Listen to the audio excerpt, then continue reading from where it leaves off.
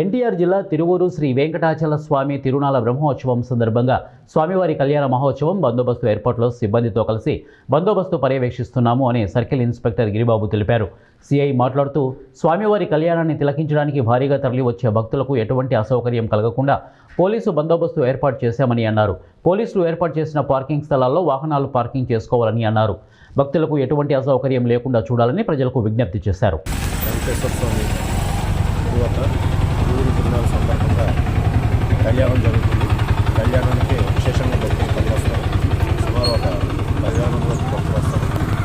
దీనికి గాను మా పోలీస్ శాఖ వారు మా తిరువురు పోలీసు బందోబస్తు ఏర్పాటు చేయడం జరిగింది. ఎటువంటి అవాంఛనీయ సంఘటనలు జరగకుండా ఈ సందర్భంగా భక్తులందరికీ మా విజ్ఞప్తి ఏంటంటే, మీ యొక్క 2 వీలర్స్, కార్లు ఇవన్నీ కూడా రోడ్ల మీద రాంగ్ పార్కింగ్ చేయొద్దు. మీకు కేటాయించిన స్థలంలో మాత్రమే పార్కింగ్ ప్లేసుల్లో గవర్నమెంట్ కాలేజ్, అదేవిధంగా